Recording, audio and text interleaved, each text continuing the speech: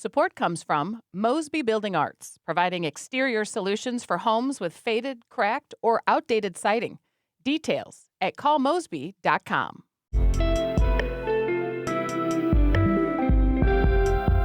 From the St. Louis Public Radio Newsroom, this is The Gateway. It's Thursday, June 18th. I'm Abby Larico. Proposed data centers in Missouri are creating a new kind of citizen involvement. Regular people who say they're just trying to get to the bottom of what these developments will include. They tell you what's going to happen. You just don't really know where to look for it. And then when you find it, I felt like I had to tell somebody. When data centers come knocking, they are answering their neighbors' questions. We'll have that story coming up after this news on The Gateway. A Missouri man is among 5 people facing federal charges in an alleged plot to attack government officials during a UFC event at the White House over the weekend. Daniel Eskridge is charged with conspiracy to commit murder on White House grounds. Eskridge is from Kidder, Missouri. That's about 60 miles north of Kansas City. The FBI says Eskridge and 4 other men used encrypted social media platforms to plan the attack. They say Eskridge posted images showing tactical gear and that a search of his home turned up multiple firearms. The FBI says the investigation began after a tip from a concerned parent of another suspect in Ohio. All 5 men are now in federal custody. High-ranking officers at the St. Louis Metropolitan Police Department will see double-digit salary increases in their next paycheck. The Board of Police Commissioners approved the pay hikes for lieutenants, captains, majors, and lieutenant colonels. Command staff had not received a raise since 2023, and the department worried about retention and leadership development. In some cases, sergeants are making more than lieutenants due to overtime, and Chief Robert Tracy says that means fewer officers are interested in getting promoted just to have more responsibilities for less pay. And he said those in higher-ranking positions can often make more by going elsewhere. It's been some deferred maintenance, it's been a disinvestment in making sure that we can bring leaders. The raises trigger equal pay hikes for high-ranking employees in the St. Louis Fire Department. Mayor Kara Spencer says it was heartbreaking to vote no, but she says the police board was making its decisions in a vacuum. They're not happening in concert, in collaboration with the other city departments that we as a community rely on in order to have a safe and healthy and successful city. St. Louis will have to scramble to find the money to cover the cost in the budget that begins July 1st. Juan Cox was officially sworn in as the chief of the St. Louis County Police Department yesterday. Thank you guys for being here and for your support. And also thank you, board, for trusting me with the keys to the truck. STLPR's Lucretia Wembley reports. The St. Louis County Board of Police Commissioners voted earlier this month to appoint Cox as the county's permanent police chief. They made it official during an oath of office ceremony at the county government building in Clayton. Cox was dressed in a brown uniform adorned with his name and the county police emblem as he stood before the police board and accepted the position. Cox first joined the department in 1995 and has been acting chief since his predecessor, Kenneth Gregory, retired in April. Cox is known for chairing a committee that helped establish a child care facility for county police employees. Cox says he plans to ensure the department stands out nationally through community outreach and technology. I'm Lucretia Wembley, St. Louis Public Radio. St. Louis Public Schools employees are expected to return to the district's downtown headquarters next month after follow-up testing found no detectable Legionella bacteria in the building's drinking water. The building on North 11th Street has been closed since June 5th when Legionella was found in the district's water system. Officials say testing began after an employee was diagnosed with Legionnaire's disease. That's a severe form of pneumonia. SLPS says independent testing found no detectable Legionella in drinking water samples. Crews did find very low Legionella levels in a cooling tower treatment tank, but officials say they are well below acceptable thresholds. The district plans to reopen the building July 6th and will deep clean workspaces, replace the cooling water tank, and continue monitoring the water. Tomorrow is Juneteenth, also known as Black Independence Day. The federal holiday commemorates June 19, 1865, when the last enslaved black people in the United States were made free by executive decree. That was more than 2 years after the Emancipation Proclamation was issued. Over time, Black Americans began honoring the day with celebrations, and in 2021, it became a federal holiday. This year, people in the St. Louis region can celebrate Juneteenth with parades, community concerts, historical programs, special menus, and other events. We have some of them listed at stlpr.org.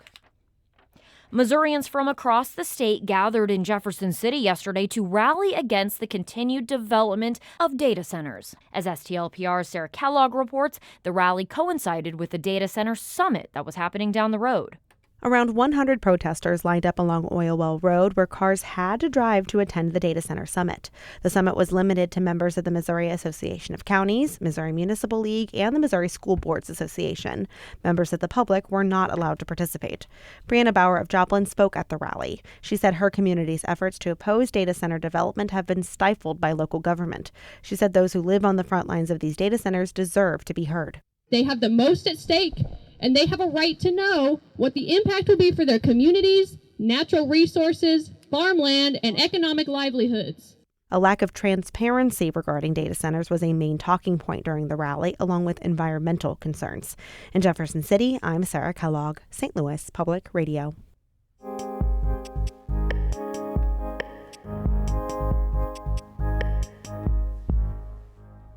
Companies such as Amazon and Google are looking for land to build new data centers in Missouri. That means more residents are packing meetings and message boards looking for answers. Finnegan Bello reports. There's a carrot. Grab that carrot. I got it! There's carrots on the other side. Grab those carrots. Young children at Anna Farrar's home daycare dance, jump, and grab for mythical carrots. They're imitating a YouTube creator, doing the same while dressed as a medieval knight. After dancing, it's the kids' nap time. For Farrar, it's a moment of peace, allowing her to feed her fish, eat lunch, and submit requests to government agencies for public records. It's been more than 9 months since the town meeting where Farrar first asked about the data center proposal she discovered in Warrenton near her parents' home. Information about the proposal was available online, but not many people in the community knew about it. And it's crazy to know that they tell you what's going to happen. You just don't really know where to look for it. And then when you find it, I felt like I had to tell somebody. Farrar runs a newsletter where she examines new data center sites in Missouri and the groups behind their development. She also unsuccessfully ran for alderman in Warrenton. Her data center work was a focal point of the campaign.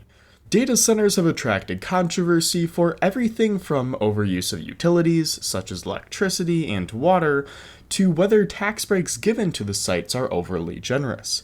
There are at least 14 proposals for data centers across Missouri.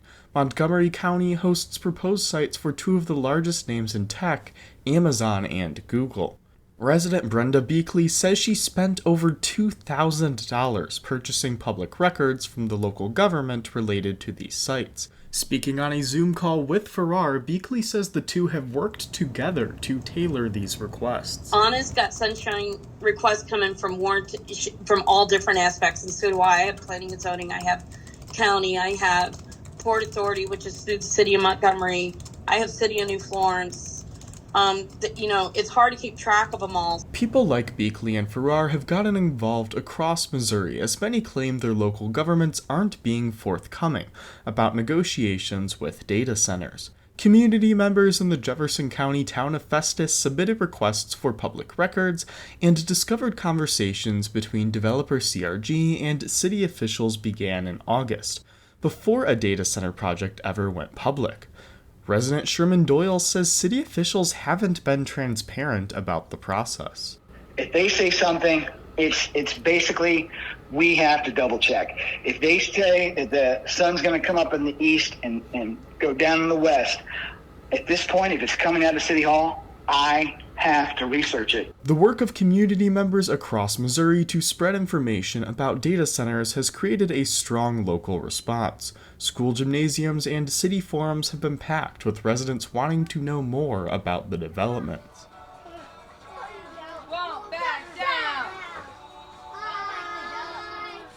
Since first asking about Warren County's data center proposal and starting her newsletter, a lot has changed for Anna Farrar too. She suspended her daycare business in order to dedicate more time to advocacy. Farrar still nannies for one of the children and says she made sure the others found care. Now, instead of keeping an eye on kids, Farrar says she has to watch over local government leaders. Montgomery County Commissioner Ryan Poston declined to comment for the story. District Commissioners Doug Lensing and Dave Teeter did not respond to inquiries. I'm Finnegan Bello. That story comes to us from member station KBIA in Columbia. The Gateway is a production of St. Louis Public Radio, a listener-supported service of the University of Missouri St. Louis. Music by Ryan McNeely of Adolpher.